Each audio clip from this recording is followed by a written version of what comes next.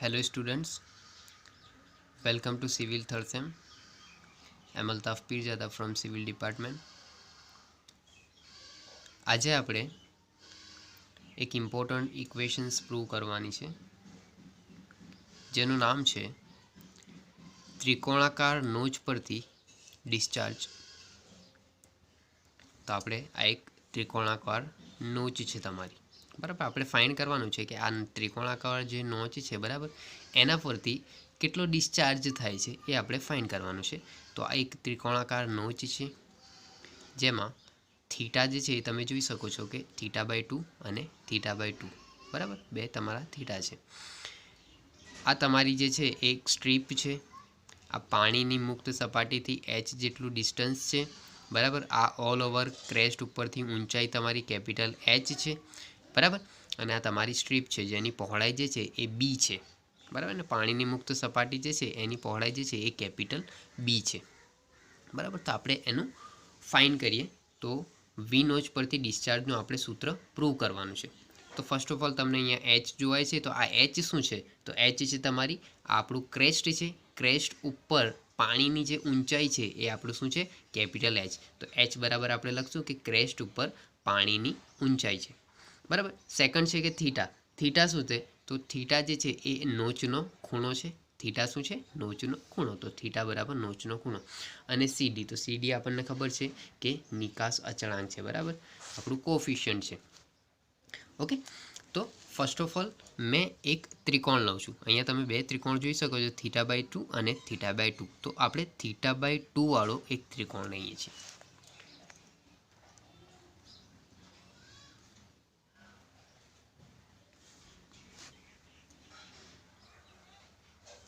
Okay, આ છે આપણું θ/2. હવે એની હાઇટ કેટલી છે? તો હાઇટ h છે. તો h આની હાઇટ આવી ગઈ, આની હાઇટ h આવી ગઈ, બરાબર. પછી આપણે એક આ θ/2 લીધું છે, આખું થીટા નહીં લીધું, બરાબર. આ સાઈડનું θ/2 નહીં લેતા આપણે, આ સાઈડનું આપણે θ/2 લઈએ છીએ. તો આખી એની વિડ્થ શું છે? b છે, બરાબર. તો આપણે અડધું લઈએ છીએ, બરાબર, θ/2. તો એની વિડ્થ શું થઈ જશે? b/2 થઈ જશે. ખબર પડી કેવી રીતે?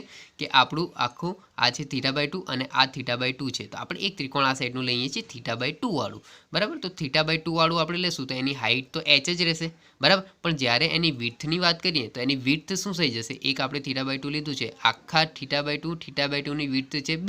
તો એક θ/2ની વિડ્થ કેટલી થશે? b/2 થઈ જશે, એટલે કે b/2 થઈ ગયું, બરાબર. આના પરથી આપણે tan θ ફાઇન્ડ કરીએ છીએ. તો tan θ બરાબર શું થાય છે? આપણને ખબર છે કે tan θ બરાબર શું થાય છે? tan θ બરાબર tan θનું સૂત્ર શું છે? સામેની બાજુ છેદમાં પાસેની બાજુ, બરાબર. તો અહીંયા આપણે જોઈ શકીએ છીએ કે થીટા આપણું આવી રહ્યું, બરાબર. તો થીટાની સામેની બાજુ આ છે અને પાસેની બાજુ આ છે. તો સામેની બાજુ શું છે? આપણે b/2. હવે અહીંયા આપણે tan θ/2 લઈએ છીએ, એટલે tan θ/2, બરાબર. સામેની બાજુ શું છે? b/2 છે. તો અહીંયાથી આપણે લખી શકીએ કે tan θ/2 બરાબર સામેની બાજુ છે આપણી b/2. ઓકે. અને પાસેની બાજુ શું છે? h લખી દીધું. હવે આપણે b ફાઇન્ડ કરવાનું છે. તો પહેલાં b/2 બરાબર શું થશે? આ h જે છે એ સામે ગુણાઈ જશે, બરાબર. તો અહીંયા આપણે આમ લખી શકીએ કે b/2 ઇઝ ઇક્વલ ટુ શું થશે? h ઇન્ટુ tan θ થશે, h ઇન્ટુ tan θ/2. ઓકે. આપણે શું જોઈએ છે? આપણને b જોઈએ છે. તો b બરાબર શું થશે? આ 2 જે છે એ સામે ગુણાઈ જશે, એટલે કે એ થઈ જશે તમારું b બરાબર 2h tan θ/2. b આપણને મળી ગયું અહીંથી.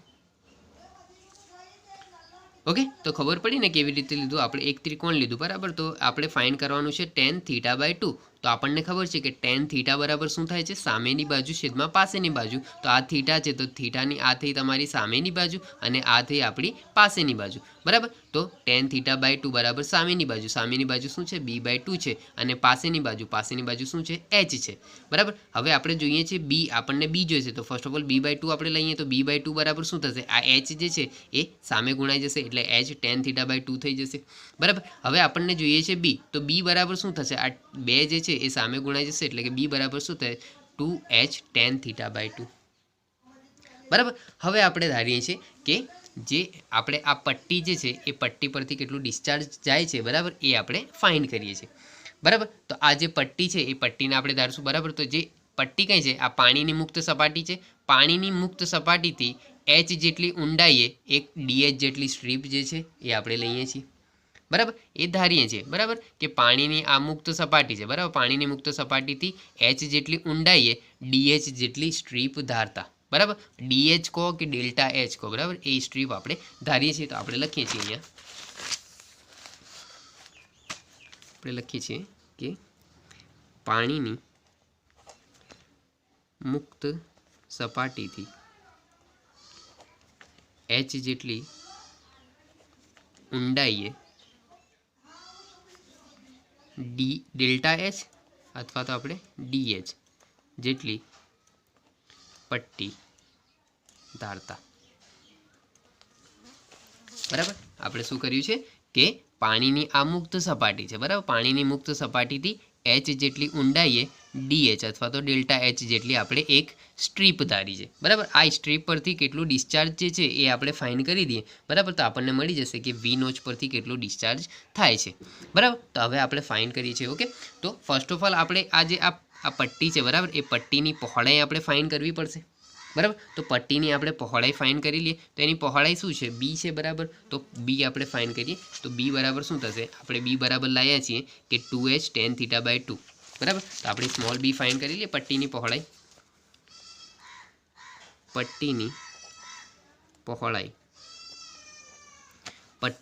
એટલે પટ્ટીની પહોળાઈ શું છે આપણી? સ્મોલ બી છે. બરાબર. આ પટ્ટી છે એની પહોળાઈ શું છે? Small B. તો સ્મોલ બી બરાબર શું થશે? હવે બી બરાબર આપણે લાયા છીએ પટ્ટીની પહોળાઈ, બરાબર, કે 2h tan θ/2. બરાબર. હવે આ શું છે? આખાની લંબાઈ આપણે લીધી છે એટલે આપણે કેપિટલ એચ લખ્યું છે. હવે આની લંબાઈ આપણે લેવાની છે, આ સ્ટ્રીપ જે છે. બરાબર. તો અહીંથી ક્રેશ લેવલથી અહીં સુધીની આપણે એની હાઇટ લાવવાની છે. તો અહીં સુધીની એની હાઇટ શું થશે? બરાબર. તો એચ છે આપણી એચમાંથી આ સ્મોલ એચ આપણે બાદ કરી દઈશું તો અહીં સુધીની આપણને હાઇટ મળી જશે. બરાબર. એ પટ્ટીની આપણે હાઇટ મળી જશે આપણને. કેટલી છે? બરાબર. કે ઓલ ઓવર હાઇટ કેટલી છે ક્રેશ લેવલથી? આ એચ છે. બરાબર. અને બીજી અહીંથી આ ઉપરની હાઇટ શું છે? એચ છે. બરાબર. તો આ એચમાંથી મેં આ એચ બાદ કરી દઈશ તો આપણને આ મળી જશે કે આની કેટલી ઊંચાઈ છે. તો આ એચ માઇનસ એચ એટલે કે આની ઊંડાઈ આવી ગઈ આપણને. આની હાઇટ કે એચ માઇનસ એચ છે. બરાબર. તો બી બરાબર આપણે પ્રૂવ કર્યું છે કે 2h tan θ/2. બટ એચ બરાબર આપણે શું લખવાનું છે? H minus H. બરાબર. તો આ પટ્ટીની આપણે પહોળાઈ આવી જશે. બરાબર. તો બી બરાબર આપણે 2h માઇનસ એચ. ઓકે. અને આ છે આપણું tan θ/2. તો અહીંથી આપણને પટ્ટીની પહોળાઈ બી મળી ગઈ. બરાબર. હવે આપણને ખબર છે કે સૈદ્ધાંતિક વેગ વી બરાબર શું થાય છે? √2gh. ઓકે. હવે આપણે ફાઇન્ડ કરીએ છીએ કે આ પટ્ટી જે છે એ પટ્ટીનો ડિસ્ચાર્જ કેટલો છે. બરાબર. તો પટ્ટીનો ડિસ્ચાર્જ, બરાબર, એટલે કે એને આપણે ડેલ્ટા ક્યુ વડે દર્શાવીએ છીએ. ક્યુ એટલે ડિસ્ચાર્જ. બરાબર. Delta Q. બરાબર. ડેલ્ટા ક્યુ બરાબર શું થશે? તો એક તો આવશે એનો અચળાંક આવશે, નિકાસ અચળાંક આવશે, કોફિશિયન્ટ આવશે. બીજો આવશે આપણો પટ્ટીનો એરિયા આવશે. અને ત્રીજો આવશે આપણો સૈદ્ધાંતિક વેગ. બરાબર. કે આનો નિકાસ શું છે?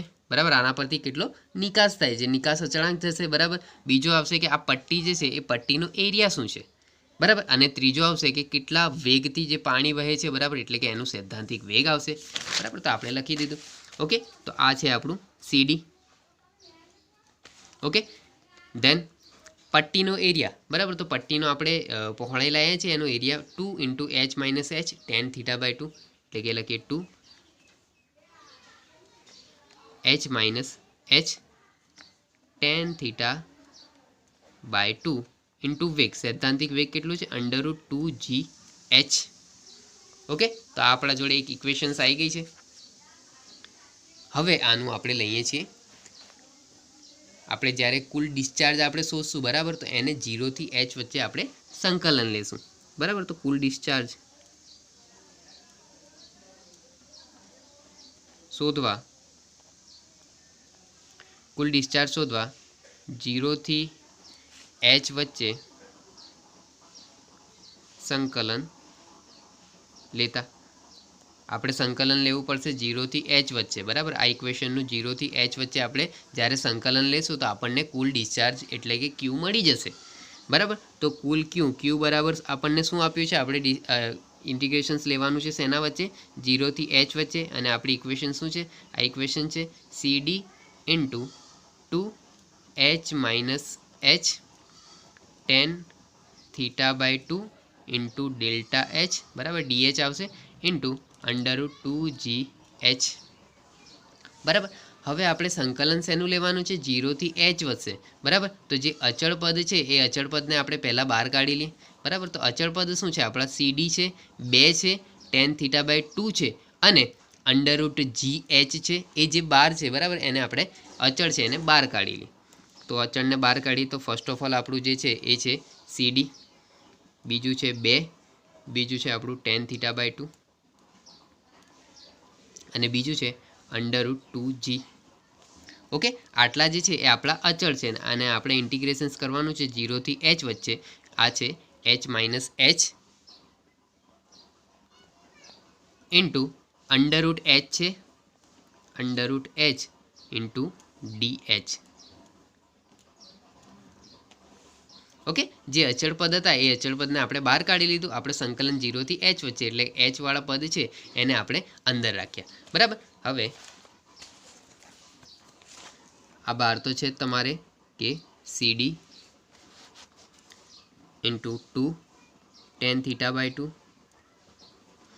√2g 0 થી h। હવે આ જે છે એ √h છે, તો √h ને આપણે h⁻² લખી શકીએ, બરાબર, કે √h છે, બરાબર, એટલે h શું થઈ જશે 1/2, એટલે કે અંદર આપણું હશું h minus h into h⁻² dh, okay. Root હતું તો એને આપણે લખી દીધું h⁻², બરાબર। હવે આ જે h⁻² છે એને આપણે અંદર મલ્ટીપ્લાય કરીએ છીએ, બરાબર। તો આ h જોડે પહેલાં મલ્ટીપ્લાય થશે, પછી આ h જોડે મલ્ટીપ્લાય થશે, બરાબર। તો એને આપણે અંદર મલ્ટીપ્લાય કરીએ છીએ, તો is equal to CD 2 tan θ/2 √2g